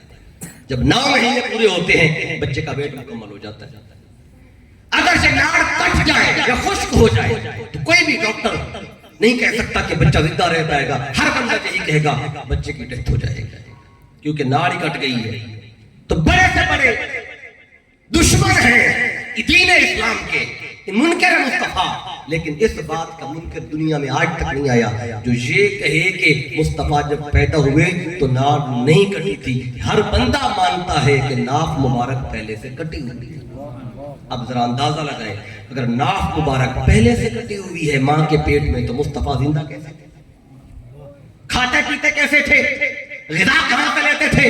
اجزا ارضی کہاں سے لیتے تھے؟ اور حضرت آمنہ فرماتی ہے کہتے 9 مہینے مصطفیٰ میرے پیٹ میں تو رہے، لیکن ایک دن بھی میں نے مصطفیٰ کا وزن محسوس نہیں کیا۔ کہتی کام کرتی تھی، جھاڑو دیتی تھی، پانی بھرنے جاتی، مجھے پتہ نہیں چلتا میرے پیٹ میں کوئی ہے۔ کسی بھی خاتون سے پوچھیں اس کے پیٹ میں 8-9 مہینے کا بچہ، اس کا چلنا مشکل ہو جاتا ہے، بیٹھنا مشکل ہو جاتا ہے، ویٹ کیا ہوتا ہے بچے کا، لیکن ادھر آمنہ فرما رہی ہے علیہ السلام 9 مہینے تک کہتی ہے مصطفیٰ کا میں نے وزن محسوس ہی نہیں کیا۔ تو مصطفیٰ کا وزن کیوں نہیں تھا؟ ویٹ کیوں نہیں تھا؟ گریویٹی کیوں نہیں ہوئی؟ اب حضرت آمنہ نے بتایا جب ولادت ہوئی کہتی ہم نے دیکھا مصطفیٰ کی ناڑ پہلے سے کٹی ہوئی، تو جب ناڑ کٹی ہوئی ہے تو پتہ چلا مصطفیٰ نے ماں کے پانی سے پانی نہیں لیا، غذا سے غذا نہیں لی، تپش نہیں لی، ہوا نہیں لی۔ جب مصطفیٰ نے ماں کے پیٹ میں رہ کے اجزائے ارضی اربع عناصر وہ لیے نہیں تھے تو مصطفیٰ کا ویٹ بنتا کیسے؟ گریویٹی بنتی کیسے؟ جب لیا ہی کچھ نہیں تھا تو آقا اللہ نے دنیا کو یہ بھی پیغام دیا میرا مصطفیٰ ماں کے پیٹ میں کھانے پینے کا محتاج نہیں ہے۔ اور پھر دوسرا مصطفیٰ کا ویٹ کوئی نہیں تھا، وزن کیوں نہیں تھا؟ کیوں نہیں وزن تھا؟ اب دیکھیں ایک تو وجہ یہ تھی کہ وہ امبلیکل کارڈ جو ہے وہ پہلے سے کٹا ہوا ہے، تو آقا نے جب لیا ہے کچھ نہیں تو ویٹ نہیں بنا۔ ویٹ بنتا انہی چیزوں سے ہے، جب پانی ہوا مٹی یہ ساری چیزیں بندے کے جسم میں یہ جاتی رہتی ہیں، ویٹ بڑھتا رہتا ہے، بنتا رہتا ہے۔ اب اور بات بھی اس سے واضح ہوتی ہے، دیکھیں ویٹ کیوں نہیں تھا میرے آقا کا؟ اگر آپ میں سے کوئی بندہ بکھر میں جائے صبح کسی دکان پہ اور دکان والے سے جا کے کہو کہ مجھے ½ کلو روشنی دو، آدھا کلو روشنی دو روشنی دو. روشنی ملتی ہے کلو کے حساب سے روشنی بکر میں ملتی ہے. اگر کوئی دکاندار کے پاس آپ سے بندہ چلا جائے جو کہ اور چلا جائے اور کہے دکاندار سے آدھا کلو روشنی چاہیے، وہ تو پہلے غور سے دیکھے گا یہ بندہ آیا کہاں سے، اس کو روشنی کلو کے حساب سے چاہیے. وہ سادہ سی بات کہے گا بھی روشنی کا تو پتہ نہیں کوئی نہیں، روشنی کا تو ویٹ ہی کوئی نہیں، اور روشنی پر بھی نور کہاں جاتا. تو حضرت آمنہ نے پریکٹیکلی یہ عملاً دیکھ کے بتایا مصطفیٰ کا ویٹ نہیں ہے، وزن نہیں ہے. کیوں کہ مصطفیٰ ہے ہی نور. اللہ نے پہلے کہا قد جاءکم من اللہ نور، میں نے بھیجا ہی نور ہے. مصطفیٰ آئے نور، ماں کے پیٹ میں ٹھہرے نور، ولادت ہوئی تب بھی نور. اس لیے آمد مصطفیٰ پہ ہر طرف ہوتا ہے نور ہی نور. یہ جو کہ آمد ہے اور آمد جو کہ آقا کی نور ہے اور ولادت بھی ہمارے آقا کی نور ہے. تو میں نے آج آمد پر نور پر چند باتیں آپ کو بتاؤں کہ آقا کا میلاد کیسے ہوا، ولادت کیسے ہوئی اور آمد کیسے ہوئی. میں نے کوشش کی کہ اختصار کے ساتھ ایک پیغام آپ تک پہنچاؤں. تو جو کچھ میں نے آپ کو بتایا ہے اللہ گواہ ہے، جتنی دیر میں نے بات کی ہے آپ کے چہروں سے پتہ چل رہا تھا آپ کو باتیں اچھی لگ رہی ہیں. لیکن میں ہمیشہ کہتا ہوں، آج پہلی دفعہ آپ کے علاقے میں آیا ہوں، جہاں بھی ضرور کہوں گا اگر اس پورے دورانیے میں میرے کوئی ایک بھی بات کسی بھی بھائی کو اچھی لگی ہو یا میرے منہ سے کوئی بھی خیر کی بات نکلی ہو، اس میں میرا کوئی کمال نہیں تھا. اگر کوئی بات اچھی لگی ہو، یہ سارا کمال، یہ ساری عطا میرے قائد، میرے استاد، میرے شیخ الاسلام ڈاکٹر محمد طاہر القادری مدد اللہ العالی کہ آپ کے قدموں میں بیٹھنے کی خیرات تھی. اگر کوئی بات اچھی لگی ہو تو یہ حضور شیخ الاسلام کی طرف سے تھی، آپ نے ان کو دعا دینی ہے. اور اگر میری کوئی بات کسی بھائی کو اچھی نہ لگی ہو، وہ نقص میرا ہوگا کہ باتیں تو اچھی تھیں، قرآن سے تھیں یا مصطفیٰ کے فرامین سے تھیں. ہو سکتا ہے میرا بتانے کا انداز اچھا نہ ہو. تو میں اس پروگرام کے تمام جو منتظمین ہیں کو ایک بار پھر مبارکباد دیتا ہوں. تو یہ نیا گھر ہے، اس کا افتتاح کر رہے ہیں ملک شریف صاحب. اللہ تعالیٰ آپ کے گھر میں برکتیں عطا فرمائے. اس گھر کا افتتاح ذکر مصطفیٰ سے ہو رہا ہو، اس میں برکتیں ہی برکتیں ہیں. اور یہ جو ذکر جہاں پہ ہوتا ہے وہ وہاں پہ ہمیشہ پھر برکتوں کا نزول ہوتا ہے. تو اللہ تعالیٰ آپ کے زندگی میں برکتیں ڈالے، اللہ تعالیٰ آپ کے گھر میں برکتیں عطا فرمائے. تو جتنے حضرات جہاں پہ آئے ہیں اللہ سب کو برکتیں عطا فرمائے. جو کچھ ہم نے بیان کیا اور آپ نے سنا، اللہ تعالیٰ نے اس پر صحیح معنوں میں ایمان لانے، اس پہ عمل کرنے کی توفیق عطا فرمائے. وما علیہ الا البلاغ.